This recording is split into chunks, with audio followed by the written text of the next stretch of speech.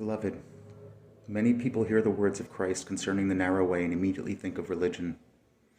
Those are the rules, beliefs, membership, being on the right side like tribal warfare.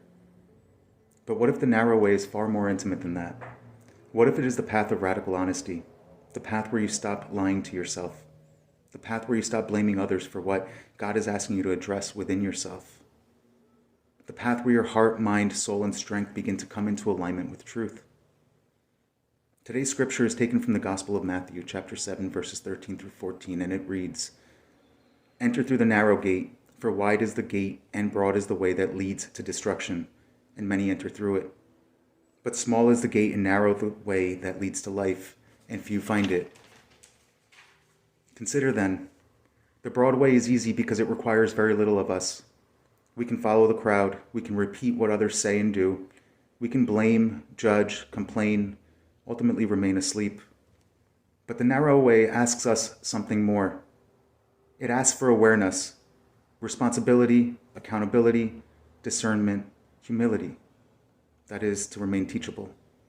It asks us to examine ourselves before examining everyone else. And this is why so few choose it. Not because God has hidden it, but because the ego resists it. A deeper reflection can be found in the great mystics, saints, desert fathers, and even in many wisdom traditions which echo a similar truth. The greatest battle is not against the world, it is within. The Apostle Paul spoke of the conflict between the inner and outer man. The Christian mystics speak on purification and sanctification. Some traditions call it awakening, others call it dying before one physically dies. As Christ says, to be born again. The language differs, but the invitation remains one and the same. Become whole, become sincere, become undivided.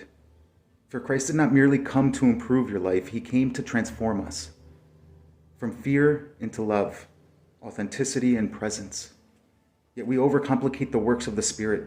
The narrow way in practice resembles apologizing when your pride wants to defend itself, remaining present when or while your fears want to control, telling the truth when deception feels or is easily easier. And perhaps most importantly, trusting God when your reasoning demands certainty. That's how you get stretched. And that's how you discover truth. By seeing what's on the other side.